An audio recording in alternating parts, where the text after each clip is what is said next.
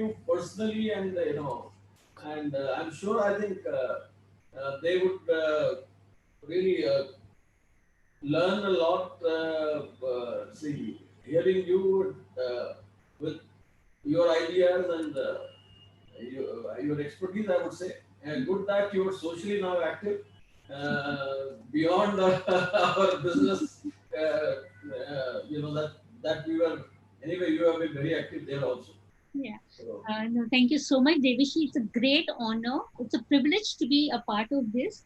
And when Sanjeev asked me, he mentioned Prestige Group. There was no batting of the eyelid. I said immediately yes. I messaged him and I called you. That's how I did it, we should have got you at some of the earlier events. I mean, to recognize you, I would say that what you have done, I have witnessed that for past almost 20 years now, or 15, 20 years. 15 years, yeah, long time.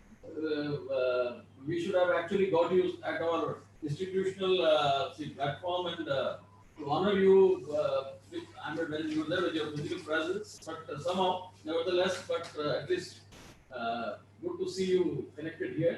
Same here, same here. So I think this should continue and many more such events. Better as a connect with the institution, because the best thing that we get out of it, these kind of things, is that you are able to interact with the younger generation and the young youth of power, which I think will build this country. Absolutely. The Honorable Prime Minister has given us a call of $5 trillion economy, and that's something very, very ambitious and very, I think, promising for us to see that in our lifetimes. Agree, completely agree. Yeah. Yes, Neetaji? Ready, Madam Ranjana, to Yes, sir. So we'll just take a minute. Dr. Bajpayee and Dr. Sharma is joining us, and we'll just take a minute, sir. Sorry to keep you waiting. So, how many of them joining today from Prestige Group of institutions? Is it only Indore or also? No, so we have registrations from across India. For that matter, I was just checking, there were few registrants from US also, because we have networked it really well. So, but I'll have that entire list after the session, but we have registrants from all across India.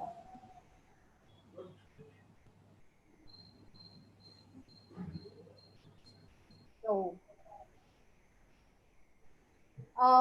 so our director, Dr. R.K. Sharma, and our CEO, Dr. Anil Bajpayee, would also be joining in a while.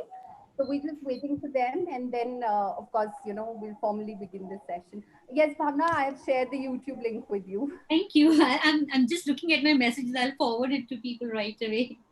Thank you.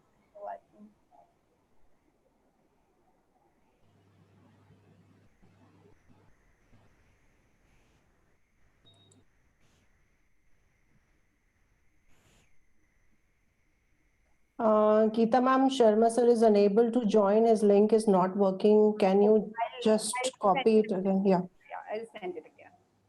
And to Dr. Bajpayee also.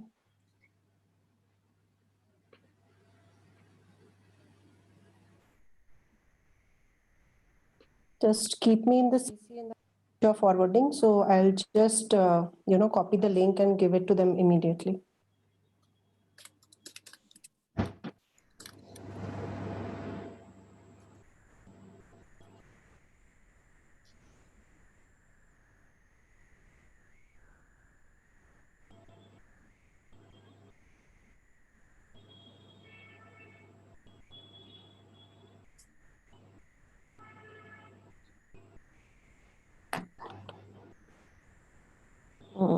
Geeta ma'am, please promote me as a host. Dr. Bajpayee has joined in the attendee section, so we have to promote him from there. Okay, ma'am, just a minute. Ji, sir.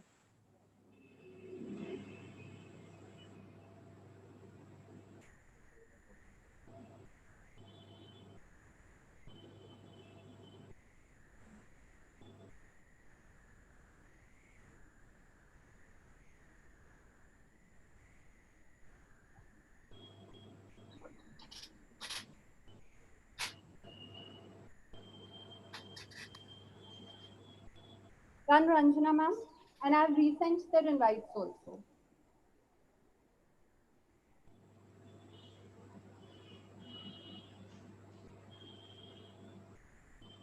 So Dr. Bajpayee has joined us. Dr. Anil Bajpayee, Bhavna Madam, is the CEO of our Prestige Education Foundation. And he has also just joined the session. Bajpayee sir, welcome. Thank you, Ranjana. I had joined a while back, and I was, in fact, listening to the exchange between Dr. Devish Jain and Bhavna ji, and they were reminiscing old times, which was a very interesting conversation that I had been part of, although I wasn't visible at that time.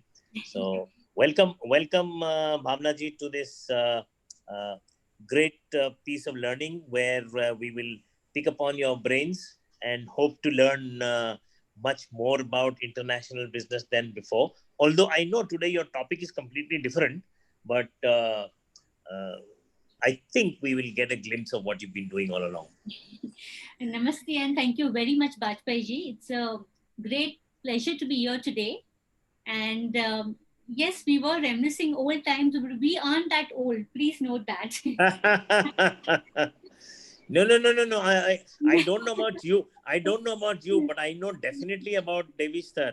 He is not a day over 35. The rest of his years are only experience.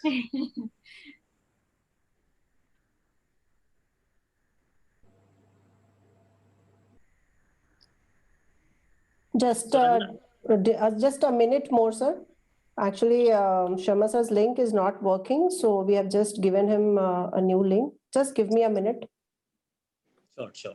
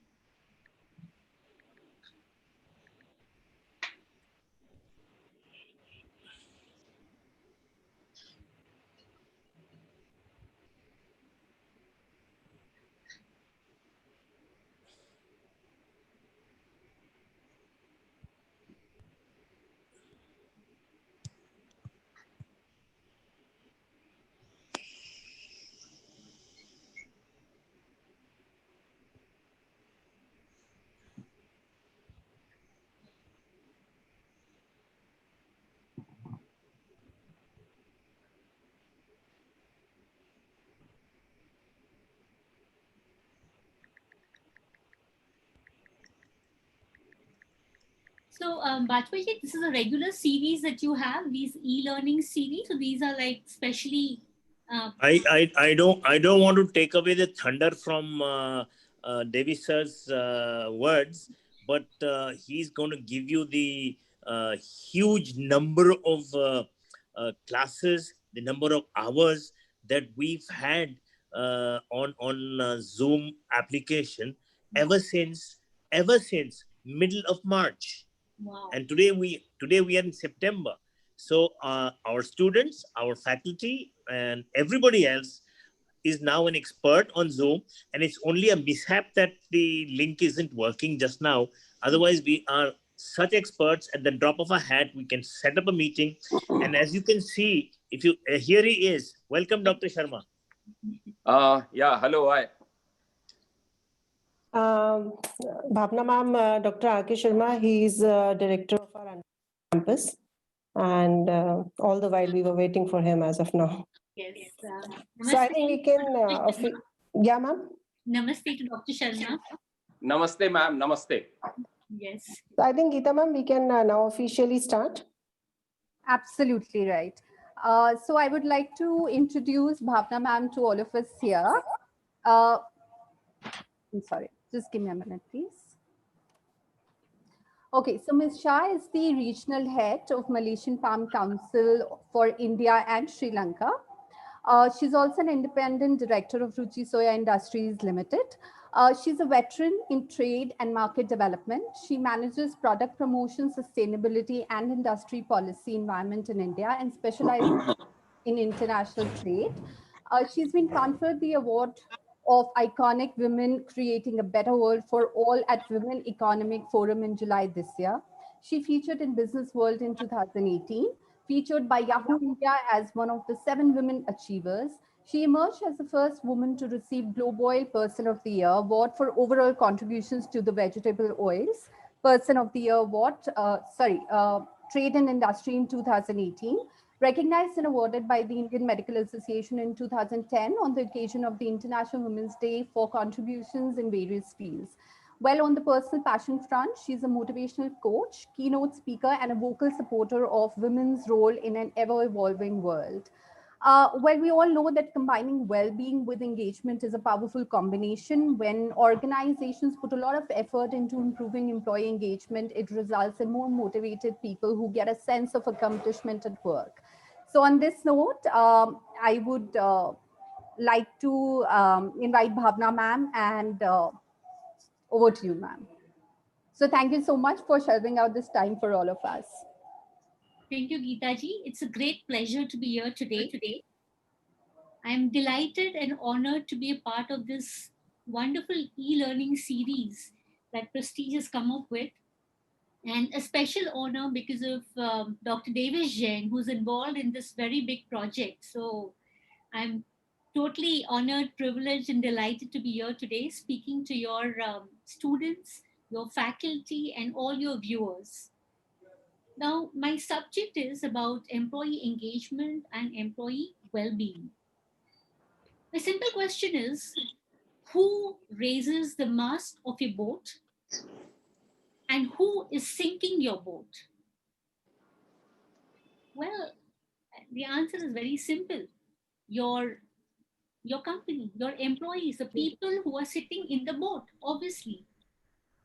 Like Jack Welch says, there are only 3 measurements that tell you nearly everything you need to know about your organization's overall performance: employee engagement, customer satisfaction, and cash flow.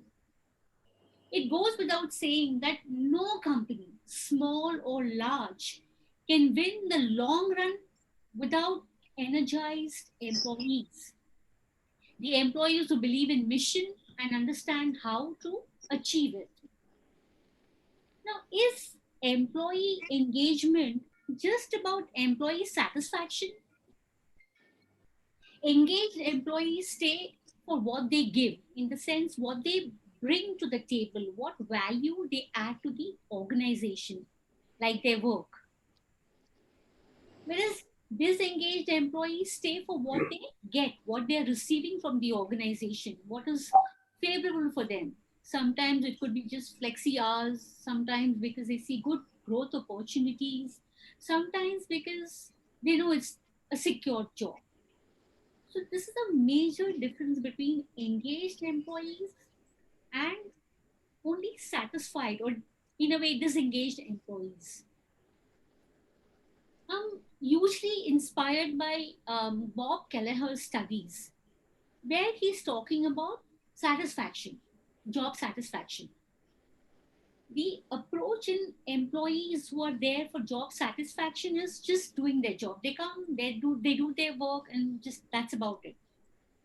Or they are more busy making themselves successful, and or it could be personal commitment, what they get from this job.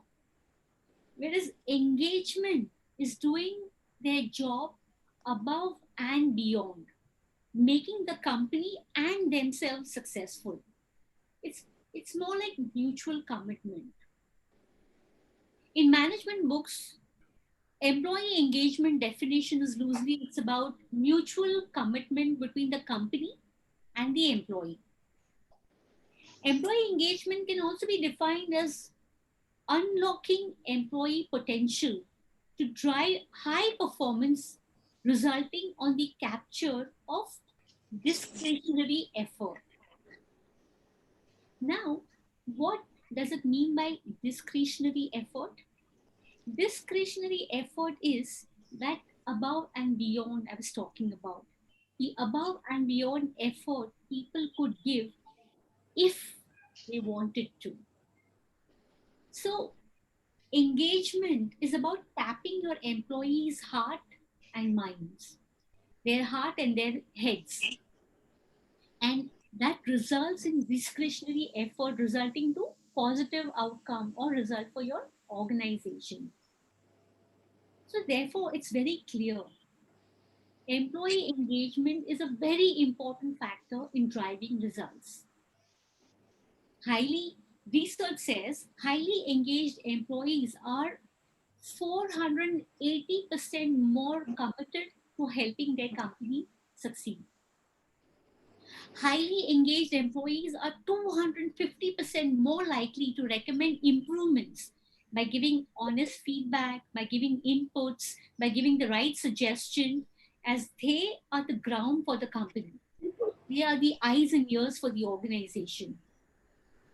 Highly engaged employees are 370% more likely to recommend their company as an employer.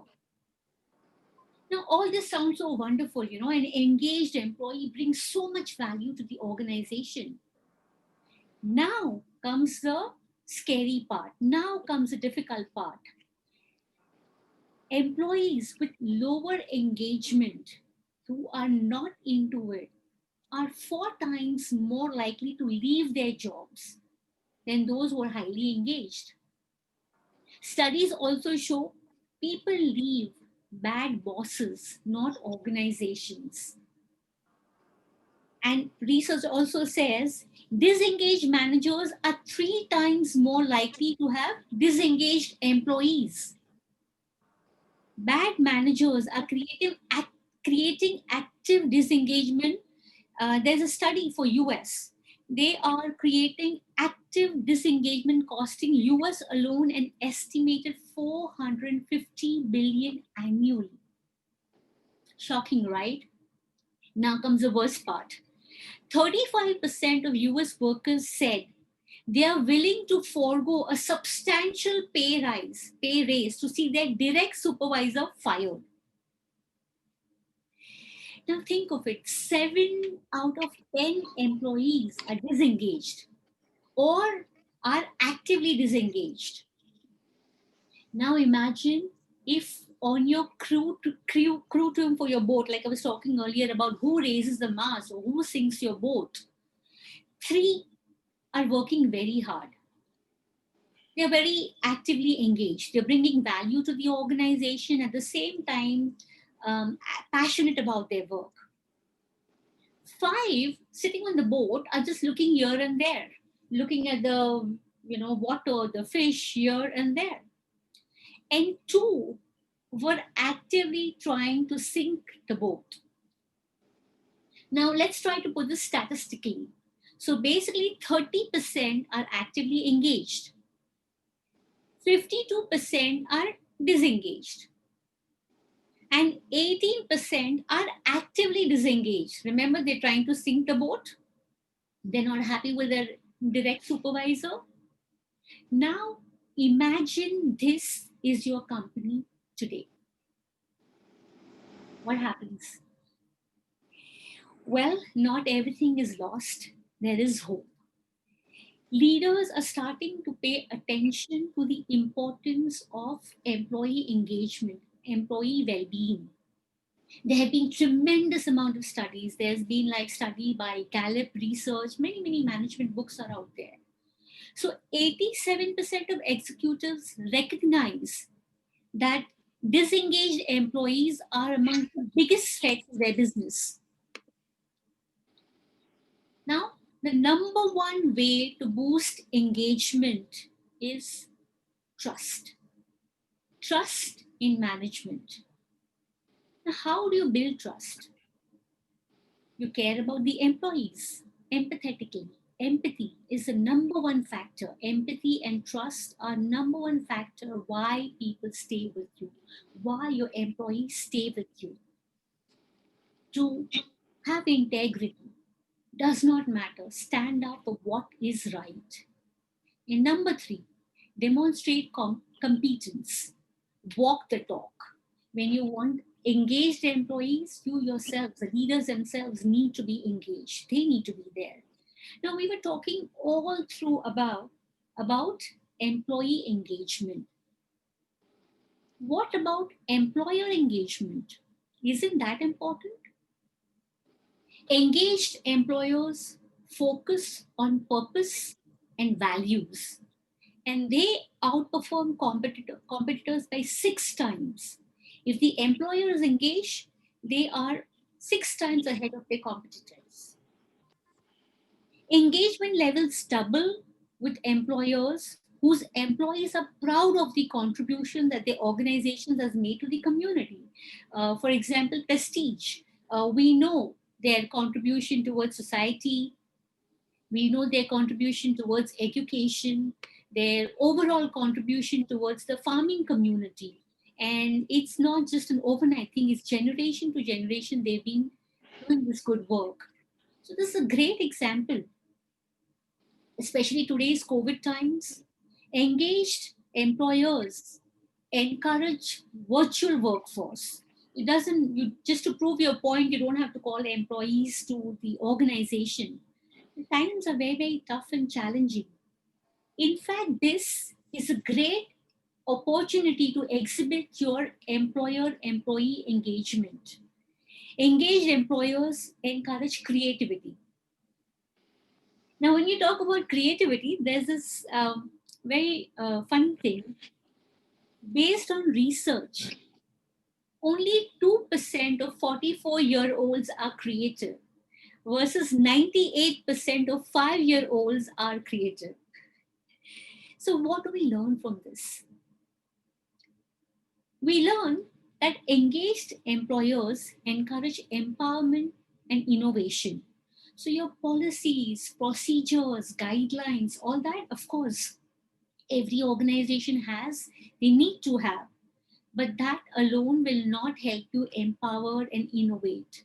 The engagement is a very, very important or crucial factor here. Engaged employers, they use new age and cool cutting edge technology. They're futuristic. Engaged employers pick up trends. They are way ahead of what's happening in the marketplace, and they're able to translate it to their employees. See, it's very important to understand technology fuels Generation Y. And we all know by 2020, by 2021, there will be more Generation Y. I believe your management students, most of them would have finished this in their lessons already about boomers and Generation Y, Generation X. So by 2021, there will be more of Generation Y, the one born in 1980 to 2000. Compared to boomers that were born in 1946 to 1964. So, in fact, as per research, Generation Y will represent 50% of workforce. Therefore, it's important to have your workplace ready for them to be charged up, to be kicked up, to be working for your organization. Now, as I said, the HR strategies are in place. Organizations are waking up to the fact, to the importance of employee engagement. We've seen during COVID times, many organizations have taken fantastic initiatives like, okay, work from home. Now, HR managers or organizations have realized that in India, we do not have huge houses. Employees may not have the privacy of their separate bedroom, or forget the space. They may not even have individual laptops, because today in the entire family, India still has a joint family system. Even if you have the nuclear family, children are also doing homeschooling. They're doing virtual classroom. The office goers are also working on computers, and even older generation are doing this because there's nothing else to do. No going out, nothing else. They're connecting with their friends, their family on the computer. So not everyone may have their personal computers. So there are many organizations who have taken initiative during this COVID times by providing personalized laptop for the families. They've given table and chair, not everyone, because it's sitting for long hours and working on the computer, and they may not have this kind of infrastructure at home. There are organizations who've provided them. So this is such a small gesture and not even like huge cost, but companies realize this value and they're doing it. Now, let us imagine a scenario where companies are doing everything right. They are fully trying to engage the employees, they are providing the basics. I'm not even going to bring remuneration in this today because that is, of course, one of the biggest motivators most of the times. But then there are other factors. Let's keep money off the table for now. Still, some traditional organizations use that carrot and stick kind of approach that if you do this, you will get rewarded. You will do this, you will get a pay hike. There are organizations, but even traditional organizations are changing now. So sometimes by adding money but not giving other factors can be a huge detrimental for your employee engagement, can be a huge block over there. So let's say for once that your organization is providing everything, but there is still something wrong. Why is your boat still sinking? Let's say 68% of employees are still disengaged. So we may be in the same boat, but we're not all the same. There are paddlers, there are people who are just watching, and then people who are trying to busy sink the boat. Now, let's say all those factors are taken care of. One very important factor that has come to notice is employee engagement is not about people only during office hours, or not only that part when they are working with you. Like I said, 32.5% are paddling hard, working hard. 51%, as per the Gallup research and also the research by Bob Kelleher, 51% are disengaged and 17.5% are trying to sink the boat. So, what is this whole thing telling us? So, even if you're working for a great organization, even if the leadership is very strong and good, there's a good work culture, employees can still be disengaged. Something is still amiss. And what is that? We realized that employee engagement, not alone at workplace, but you have to completely engage the employee. And nowadays, not only employee, but the family also. Because they're all sharing the space. The problems with what the employee is struggling will reflect over here. So it needs to address the person in toto. Because what happens after work affects the engagement as much as what happens at the work. Because earlier we used to say work life balance. Now, that, according to management, is an old concept. Work life balance, no. Now we're talking about work and life blending. How beautifully you can blend together because that's what a human being is made of. You can't segregate them in compartment and department. So the work has to be blended. And sometimes at work, the employee may have problems like a boss, a company mission, vision, co workers, or work culture. But in personal life, what happens is personal values, personal relations, and today, most important, health and well being. Those have become very important factors, and of course, financial freedom. So, all these factors need to be taken into consideration. So, it's not engagement with the person, but engagement of the employees' well being too. So, no matter how you feel about your job, you're more likely to be engaged if a person's values and the organization's values are in line. The employer's management, your boss, cares for you as a person. Like if you're late for work, you try to understand that, yeah, there may be a genuine problem, they're caught up in a high containment zone, or there could be any number of problems. And mostly everyone wants respect for their work. So these are some important factors that despite what company can give, a person's personal life struggles can also reflect back in your organization. Like I said, blending is a new mantra. So once upon a time, it was easily, understood that, oh, work is bad. You're doing something for the sake of doing. But life is good. No. Work and life, everything needs to be blended together and seen as a whole. So because the circumstances at home affect the engagement, now many organizations are trying to have one-on-one counseling sessions. There used to be even old leadership, like, boss is boss. It's a leadership. People are scared of the boss, how to talk to the boss. Now that leadership has changed, boss is more like a coach where you can go and share, you open up, could be about work issues. And then, of course, there are dedicated HR departments to handle and address you with these queries and help you with solutions. So now, what can an individual or an employee do? We spoke about employee engagement, the pros and the cons. And we saw that it's not the responsibility of only the employee. Employers also play a huge role. And then we came to the part that it's not work life balance, it's work life blending that is very, very important. Now, what should an individual do? The company may give you everything, but it's also your own responsibility to be engaged.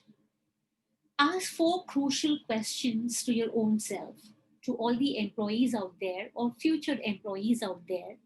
Whenever you join an organization, critically look at four questions. Am I engaged? Is the person into it? If not, then why? Am I overwhelmed? And if so, then who can you approach? Who can you talk to? Third, am I adequately challenged? This is very important study. That if you don't have enough motivation, enough challenge at work, then too it turns off the employee. So am I adequately challenged? If not, what can I do? And am I enthused and passionate about what I do? If not, then what can I change? Now, these are the things, questions an employee needs to ask himself, needs to do some kind of exploring, soul searching. And what should the boss do, or what should the employer do? Employer's job is to show that they care for the whole person, be empathetic and approachable. Because if they see they can't talk to them, then there's always a discontent, a discord. There's a big line, that invisible line. So be empathetic, and studies show empathy is number one driver for engagement. You cannot go wrong with empathetic engagement. So still, if you think you're getting powerless, you're not getting control, you can sit and take control of your own engagement. The importance of employee engagement, employee welfare, but then whose responsibility is this? Whose role is this? Employee engagement, is it just an HR function? No, it is a shared responsibility. It's a teamwork. It requires the individuals as the employee, the managers, and the executives or the boss or the top management or board, whatever you call them. So it's a combined, it's a teamwork. For individuals or the employees, they need to assess their own goals and company goals, communicate to the organization, and take action. So if you want to make a small acronym, it's simple: ACT, A-C-T, ACT. ACT is assess. Second is communicate. Communicate to the management. When you join the organization, these are my goals. This is what I'm looking for. Be honest about it, that this is what I'm looking for in life. And thirdly, as I said, take action. So they can expect, and what does an employee expect in terms of ACT? They expect guiding, coaching, employee, kind of reskilling, technical programs, training. So at the end of the day, you have to do their own engagement too. That's my takeaway for everyone out there. Sitting and just blaming the organization is not alone. Organization, of course, has some responsibility, but also the individual has to take a responsibility. That is the role of the individual. Now, what do managers have to do? What is their responsibility? The managers have a great responsibility. They can have one-on-one rather than just passing orders. I said the old structures are all crumbling. This COVID has made everyone even more conscious. And look, let's be honest. No one has seen such crisis in our lifetime. So no one knows what the solutions are going to be like. Everything is trial and error. There is no precedence that we can fall back to, we can learn from. There is nothing that, yes, this has happened once and we can follow the same thing. So managers also have a great responsibility. They have to do one-on-one with their team.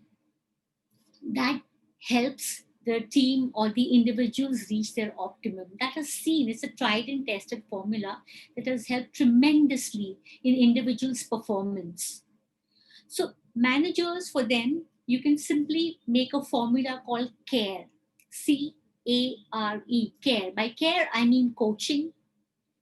A is for alignment. Align companies' goals, individuals' goals, your goals together, and see, assess where it goes, where do they stand. Recognize, everyone likes to be recognized for what they're doing. So recognize and reward the employees for whatever their any kind of work that they have, some innovation or excelled in their performance, work extra hard. Recognize and reward, everyone likes it. And last but not the least, engage with empathy, care, coach, align, recognize and reward, engage with empathy. That's the formula managers can adopt. And what is the role of the executors or the senior management? That's a very, very important role. They need to take control of their own engagement. Like we've seen earlier in the research, studies by the United States, by Gallup research also, that they walk the talk. You lead by example.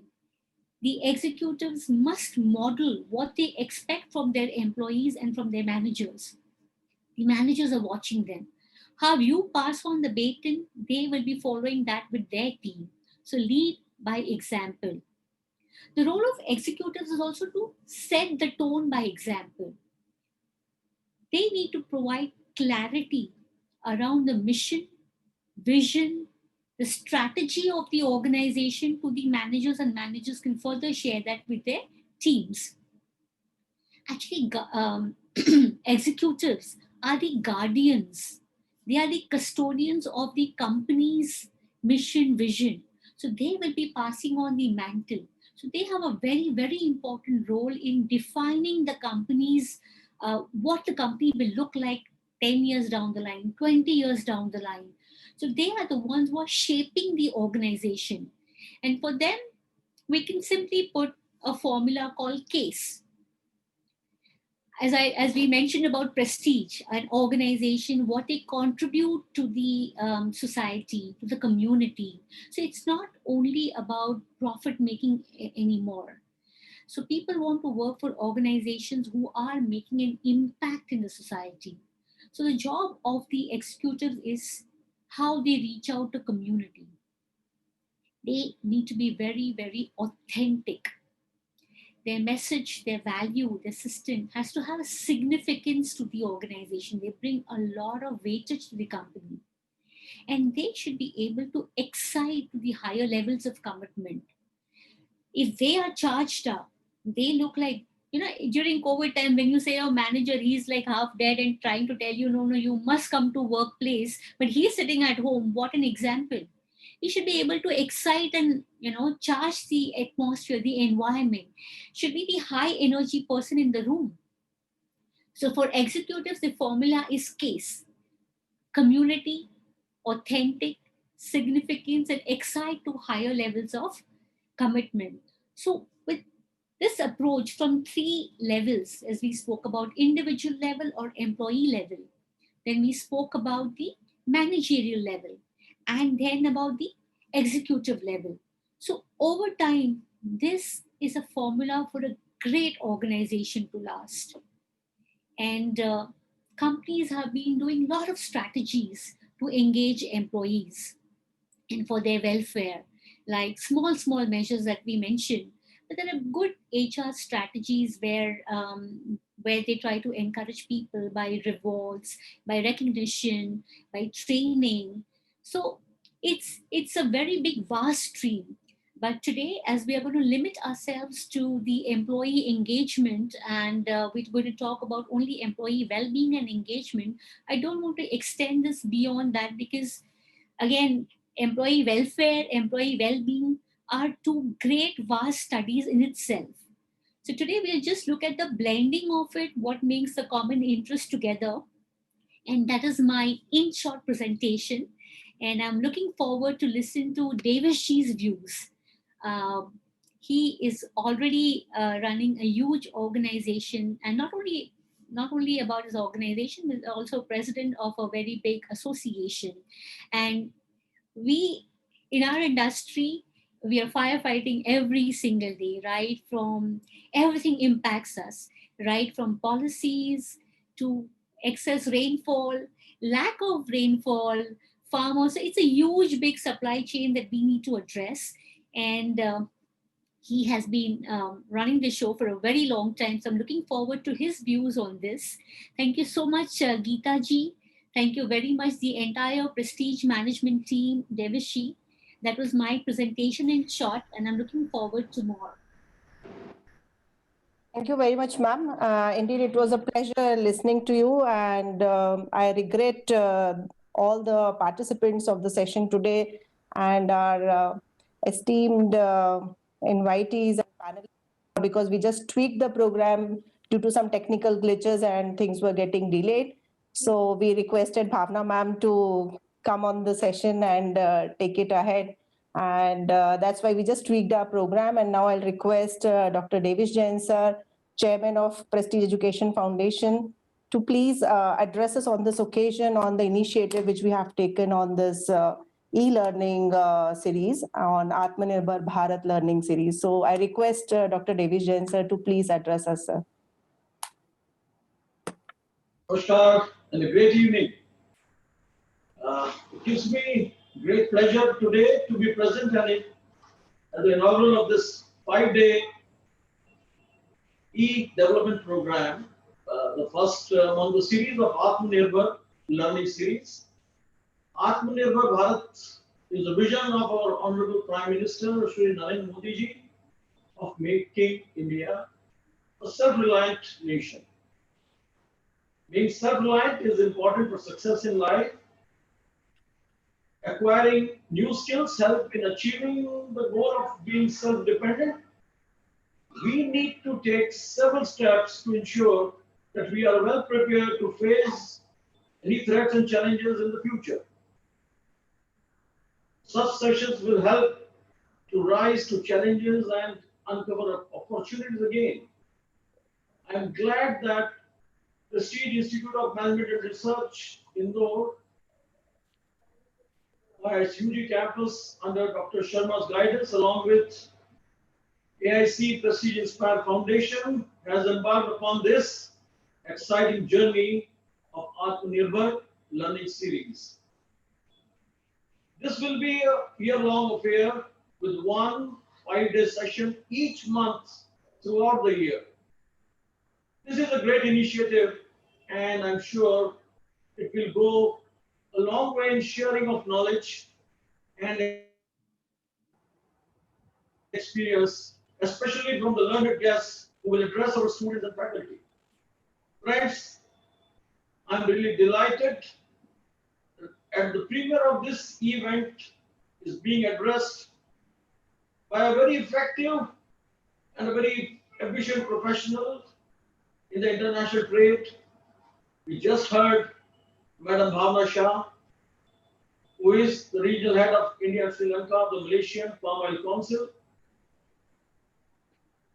Madam is a good friend for almost now been at various international fora, I would say, been talking, discussing, addressing, and I personally extend my special thanks and welcome her to have shared her vision.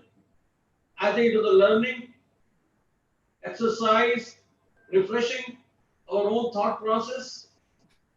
And she spoke so very well on the employee engagement as well as the well-being, along with what is expected out of the employer, commitment to take the organizations into a healthy state. I said that you could have understood that it's something which is even a learning for our HR faculty, how she explained it in a very practical manner, those so important facets. I'm sure, I think we all would certainly look forward to her more such sessions on various other topics because she had the international exposure and has been heading such important trade organizations, which was evident from her address today.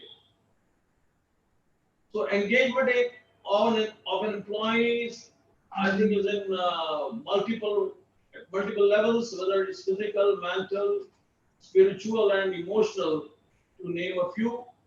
Well-being at all the levels is of paramount to healthy engagement. So I must confess that even without getting much into theory, has always practiced multi-level employee engagement and made an effort at overall employee well-being. So I believe a happy organization is the one where employee gets excitedly on a Monday morning to rush to office, no Monday morning blues. So I am really confident that the participants got some new ideas, fresh energy to become self-reliant and reach new heights in future.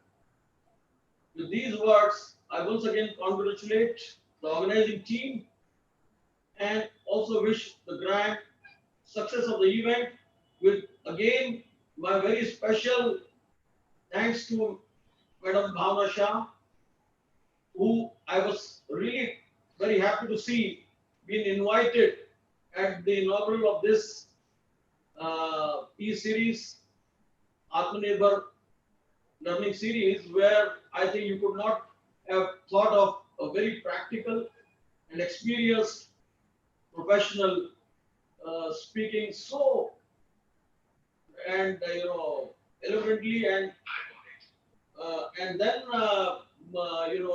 explaining every single facets of it so brilliantly.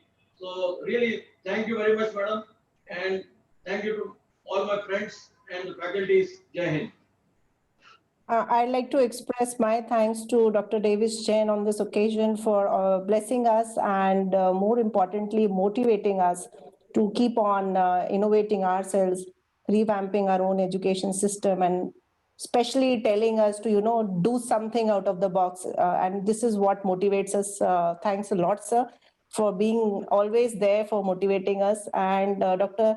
Sanjeev Singhari, sir, has also joined us, and sir is very, very, I must say, very generous person and a very close mentor to our AIC and Prestige Group. And thanks a lot, Sanjeev sir, for helping us loop in Bhavna madam for this session. And we are extremely thankful to you for that. So, and welcome to this. Being late again today, I had a 4:30 meeting in which only got finished at now. From tomorrow onward, I would be on time and I would ensure that I am present full time. Thanks a lot, Sanjeev sir. And moving on now, I'll request our CEO, Dr. Anil Bajpai sir, who's constantly guiding us to come up with the more perspective things in place and to really think upon what could be changed in the entire education system. As Bhavna ma'am has clearly said, that food is an essential commodity, and we at Prestige believe that we do both the things, food as well as education. And education, we believe, is equally important and an essential commodity today. With these words, I'd like to call upon Dr. Anil Bajpayee, sir, for his concluding remarks. Sir, please. Just Thank you. Yeah, Madam Ranjana, that's the reason that our watchword or the tagline is our commitment for a healthier and enlightened world. That's prestige. Absolutely, sir. Absolutely, sir. Brilliant, brilliant, brilliant. So thank you, Ranjana. And as usual, it's always a very, very difficult task to speak after two extremely eloquent and full of wisdom speakers. But nevertheless, I will try to make an effort. The content behind what has been spoken for the last 45 minutes or so is amazing. We heard Bhavna ji talk about the case method, and I am a very, very strong believer in the case method, having actually been educated in the case method. But this is a very different case method, and you spoke about the four questions to be asked. You talked about employee engagement. You talked about engagement in a 360-degree manner. And of course, Davis ji, expounded on that in terms of whether it is going to be physical, emotional, spiritual, whichever be it, every kind of engagement is very essential for employee well-being. I have spent clearly 36 odd years, and out of which 32 years or so in the corporate world. And believe me, the challenge before the corporate world is employee engagement.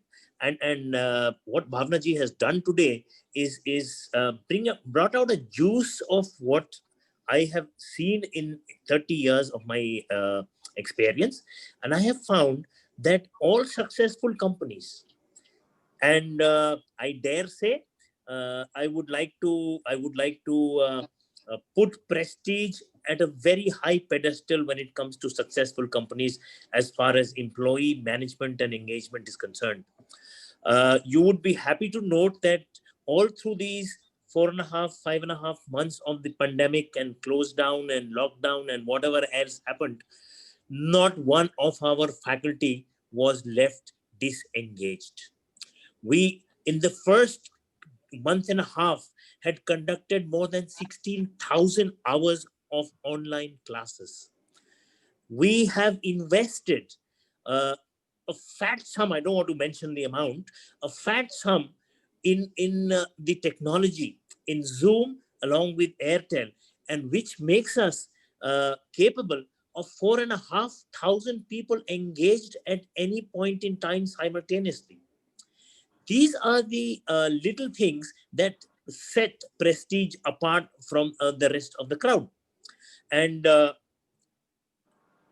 I was actually surprised to note that Bhavna Shah is not just a great speaker, a firebrand international trade expert.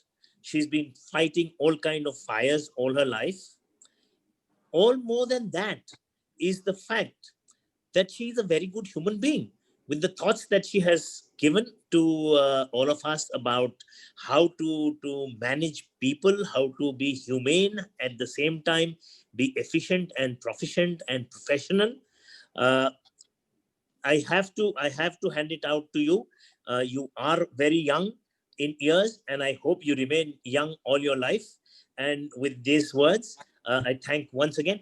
But I don't want Ranjana to close the session, because there are some very tricky questions on the way, and we won't let Madam go without fielding a few of those. So Ranjana, please take over for that. Absolutely right, sir. That's where we are. Ranjana ma'am, sorry to interrupt. With the permission of Dr. Davis Jain, if I am being allowed to speak just for a minute. Sir, are you here, sir? Just for a minute, sir. Please give me permission, sir. Yeah, sir. Please go ahead. Oh, thank you very much, sir. I'm really thankful to Bhavna ma'am, and why I'm, talking to you uninvitedly at this moment. Just to let you know two things. One thing, I have gone through your entire this lecture, and where you have talked about the boss. But nowadays, the bosses are not something scary person. He is a coach. So let me tell you and the entire audience here that we have got such a wonderful person in the form of mentor. I call Dr. Davis Jain more a mentor than a boss, and he's a real coach. So I'm here since last 12 years, and believe me, talking to him was never fearful, and he always gives time, and he always listens, not only listens positive things, rather he is more interested to listen uh, uh, if there is something, anything wrong there. So he is exactly what you have narrated during your lecture here.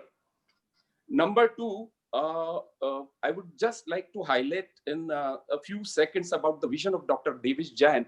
Yesterday only, we have launched under his leadership, and that is his vision, using drones to help out the Indian farmers to make India Atmanirbhar in the field of, especially in the commodities, and again, especially in the area of edible oils.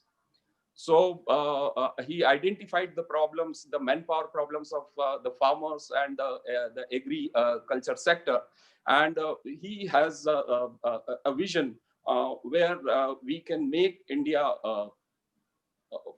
a self-reliant country as far as edible oil this thing sector is concerned, because a lot of money is going out in importing the edible oil. So he has sanctioned some 5, 6, 7, I don't know the exact number.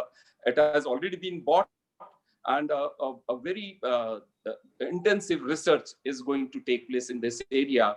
And God willing, in Prestige, under the leadership of Dr. Davis Jain, will be leading in making India Atmanirbhar, the farmers Atmanirbhar, by his vision.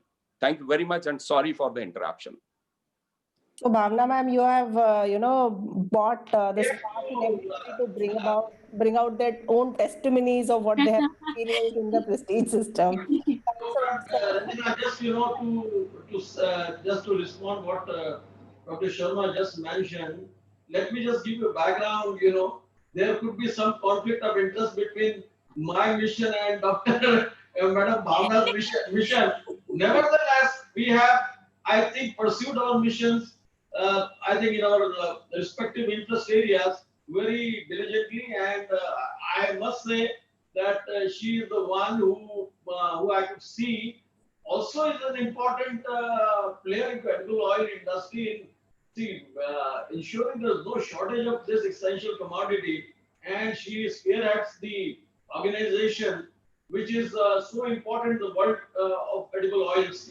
Malaysia, one of the prime producers of palm oil, and that despite the changing fortunes of policy, she was able to communicate, and find solutions, so that things do not get interrupted.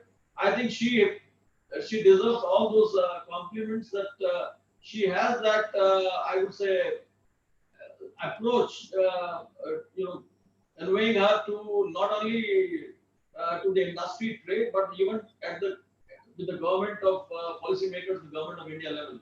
And maybe what we have been at SOPA, the organization which I represent for the industry, we have a mission to move ahead in terms of raising our own productivity of soybean, so that we can augment the edible oil availability in the country. And I think it has never, I would say, to say the conflict has been, I would say that she is the one on the import side, and we also trying to, make India more reliant on our own production and raising it. Although the things are not that easy, But what Dr. Sharma mentioned, that what we launched yesterday was something of a high-tech area, that we got a drone technology.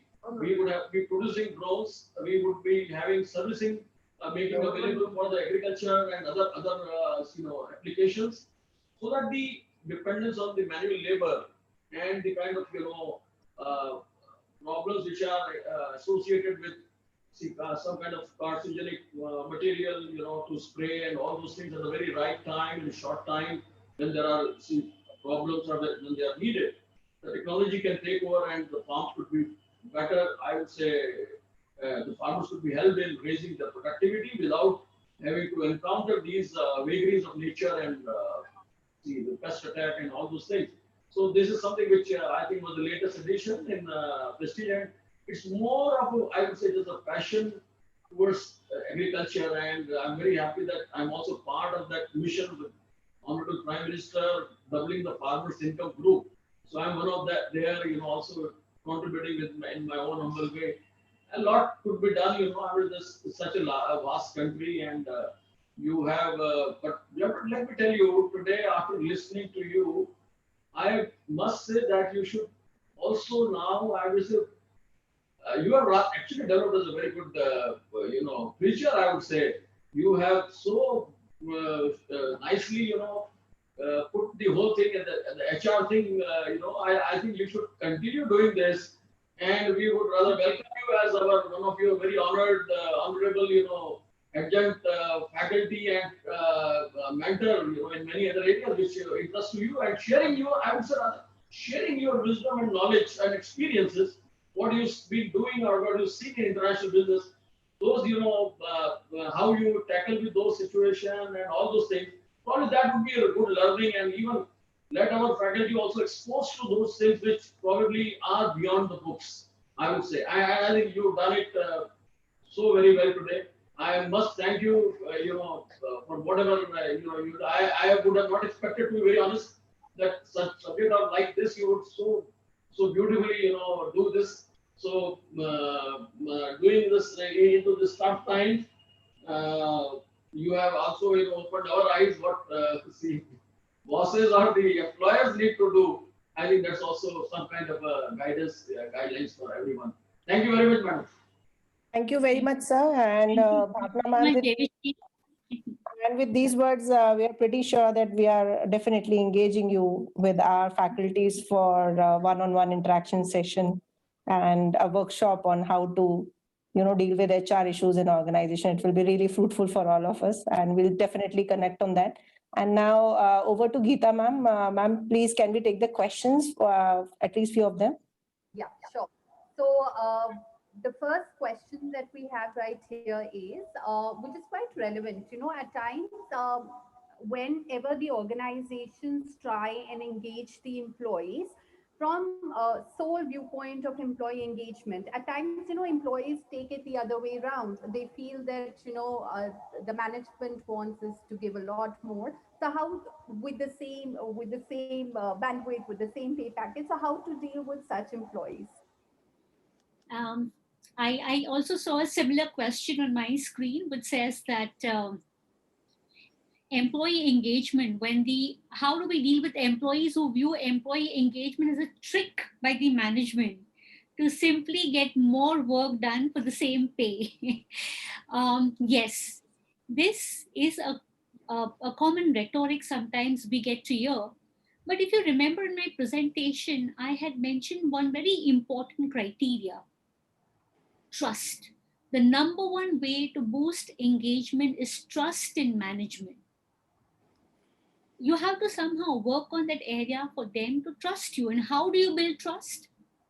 You genuinely care for the employees, be empathetic, have integrity by you giving a number of holidays. Like today, during this COVID times, there are many organizations, I will not be naming any of them, but I know of organizations who did not want to pay the due bonuses or extra income to the employees, despite being in a sector which has been working. Could be like currently even the oleochemical industry, like soaps, chemicals, etc. They're also like essential commodities for now.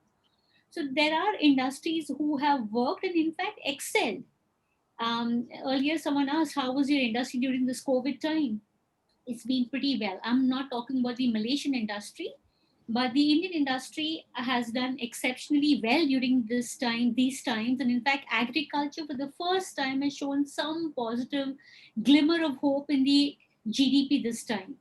So despite sectors who've done well, and when they do not want to pay their employees saying times are bad, it's apparent. So number one, you have to build trust. And how do you build trust? By empathy, by integrity. Stand up if you think the top management is not willing to see, but it's the manager's role to stand up for the employees who are below him. Speak the truth, demonstrate your competence. That's very important. So these three factors will help you build trust. And once your employees trust you, then I don't think they will see you as a trickster or someone who's trying to take them for a ride. Absolutely. Ma'am, I'd like to tell one thing about whatever you have just now said. In Prestige, we had a meeting during lockdown. Of course, there are problems everywhere, whether we are or industry. And we had a talk with Dr. Davis Jain about the salary part, because there was nothing for 3-4 months. And believe me, ma'am, Dr. Davis Jain clearly said not even a single penny will be given less to any of the employee. Not only that, our arrears were given. So we have got a very different culture. And whatever you are saying, I'm not an HR guy, but whatever you are saying, I can see it practically being done by Prestige, by Devisji. Sorry. Yeah, you can continue. All right. So, Bhavna ma'am, we have one more question. Well, we all are undergoing stress at the moment. What do you think, though you did speak about resilience, but how can we work a little more extra towards building resilience in such times or in any challenging times in future?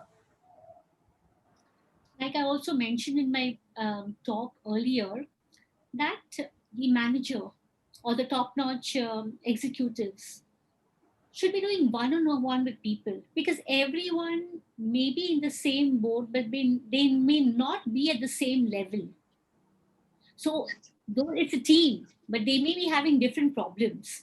So you need to have one-on-one interaction rapport for them to open up. Sometimes people are not able to open up or share easily in groups.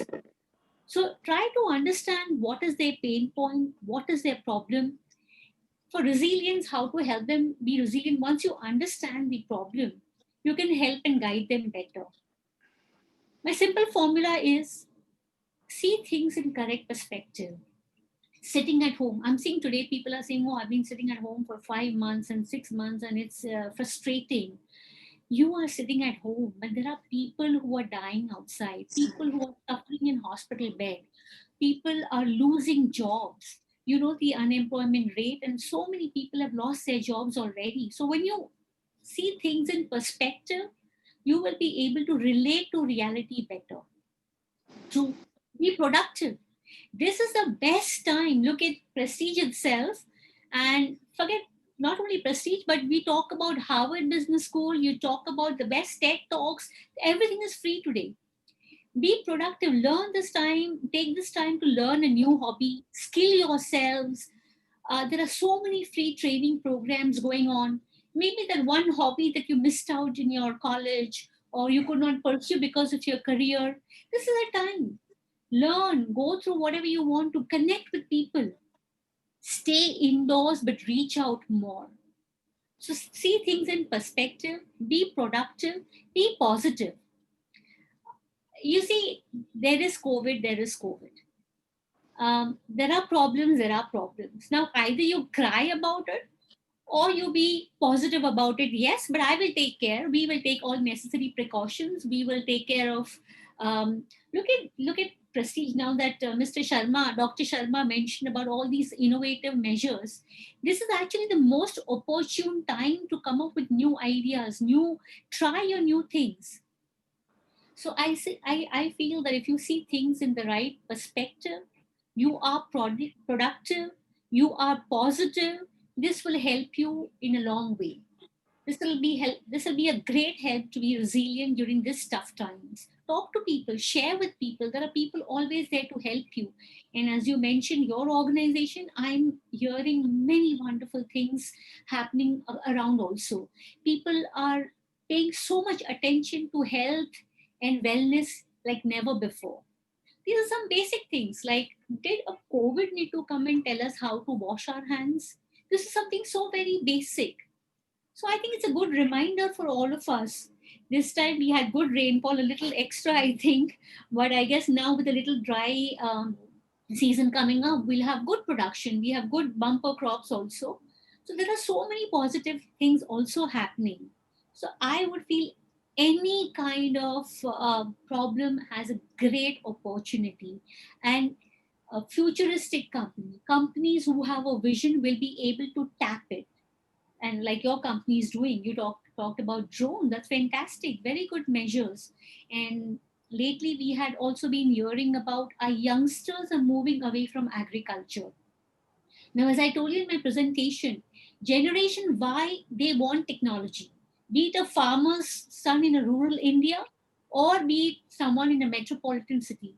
Youngsters want technology, easy answers. So if you're going to provide all this is fantastic. This will encourage them, these kind of measures will encourage youth also to be glued into it. So deviating a little bit from your question, but Devish had mentioned about the drone technology. I had to share my views on that. I think it's a very forward-looking measure being adopted by SOPA and Mr. Jain.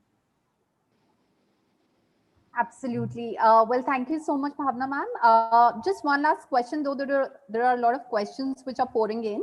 There are people who still wish to know that at managerial level, we have to come up with a lot of ways and methods of controlling attrition. Would you like to shed some light on that aspect?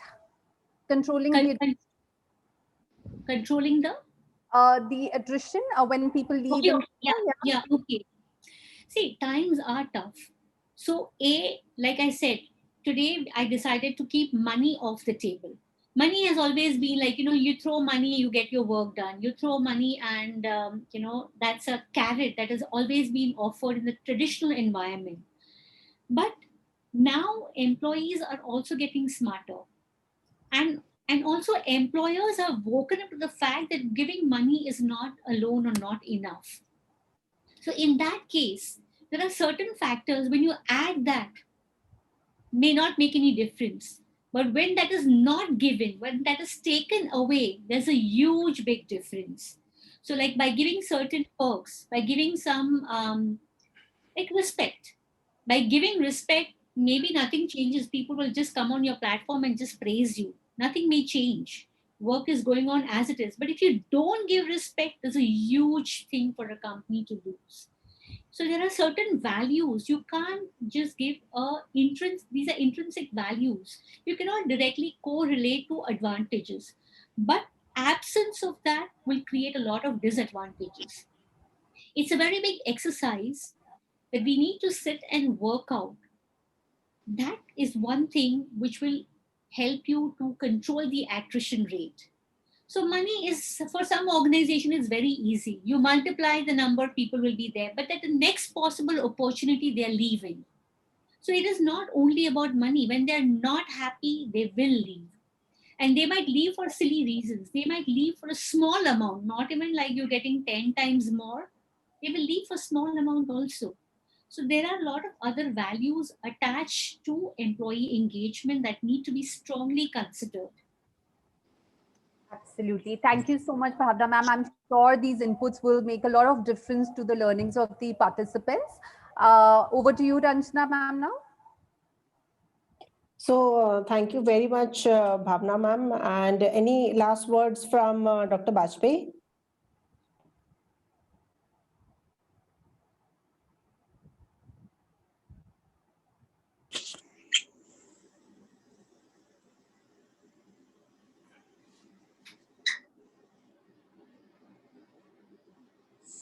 I think sir's audio is not working. Bajpayee sir, any last word or a comment from your end? Yes, after all these wonderful exchanges that have happened, and the two little things that Bhavna ji just spoke about in response to those questions about attrition and about the trick that some management uses on their employees to get more work done for the same salary. I would just like to add a couple of things. Sometimes attrition is a very healthy thing to happen. And it's always good to have a little bit of fresh blood everywhere. So having said that, that's how the world will move. More and more experienced people setting up more and more new businesses and whatever else. But there are always two schools of thought. I come from the 1983 Institute of Management kind of background, which tells me that you keep going places and taking your talent to various institutions for getting more and more people engaged. But there are the other school of thought which says you go to one place and stick with him for 30 years. So both work. It just depends upon what you want to choose. So at the end, I will only say, Bhavna Ben, Aujo, હું તમે ગુજરાતીમાં કહું છું, you were wonderful. આભાર તમારો. બરોબર. Sir, so this has apparently turned out into, sort of discussion and a brainstorming session. Really like to have a quick comment from your end as well on the question, sir.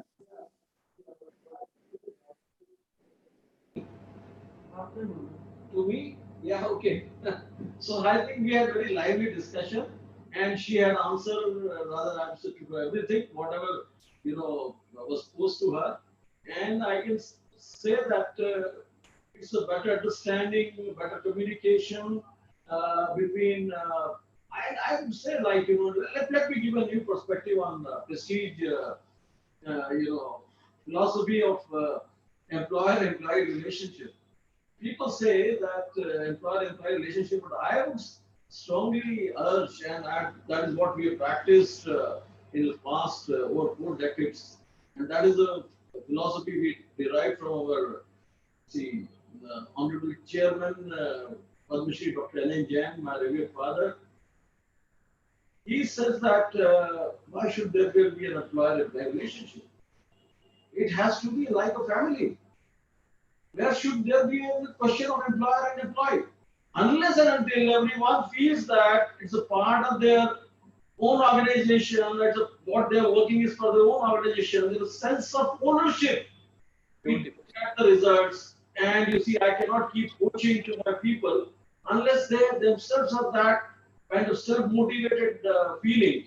And this is where we have tried to practice that with the shared vision, which is common with everyone involved, we try to take everyone's along as a family, and maybe the founder is the head of the family, and rest of all the family members. And I think that has worked without any, exception. And we feel that that's the reason.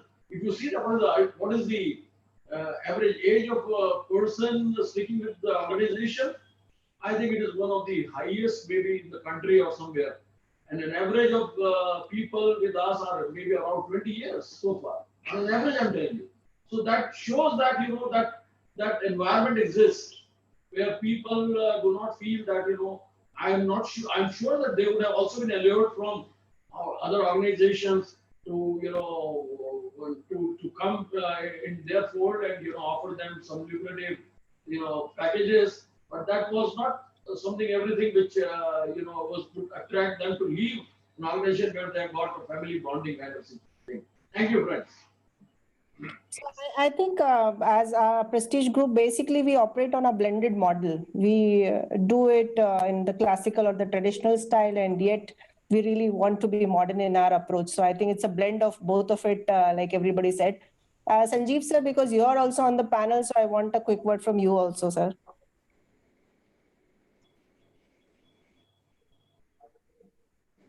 He's muted. No, yeah. No, he's back. Though I missed most part of the Bhavna's talk, but with my experience of last 15 years running business as a small entrepreneur, wherein today the current business is almost around 13 years old, and I see my average span of the employee life in my company is around 7 years, and that speaks about is my most of the employees are more than 7 year old. What I found in my experience is, of course, building trust is more important. Money does not matter beyond a point to the people. What matters is recognition, or whether you are appreciative of their contribution and efforts or not. That is number one. Do you trust them, and do they trust you or not?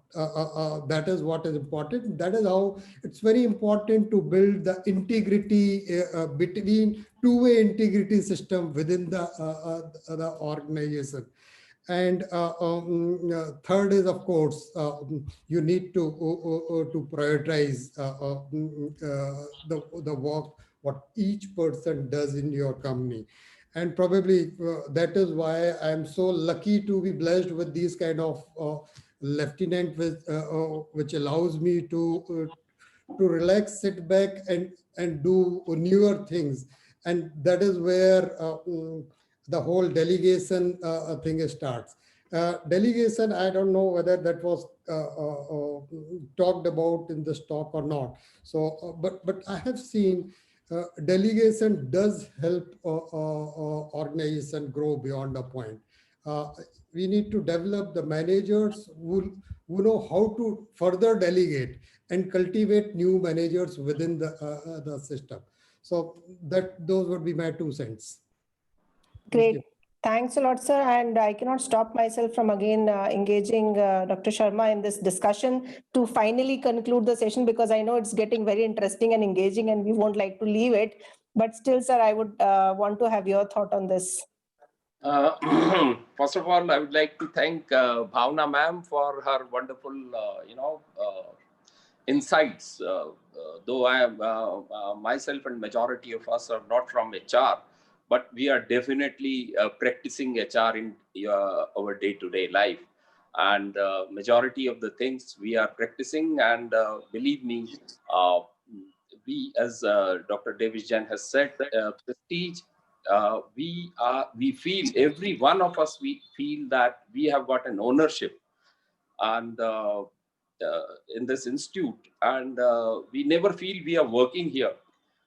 We always feel as if this is our own institute, and this has helped us to always excel, to always innovate, to always do something new, to take certain new risk.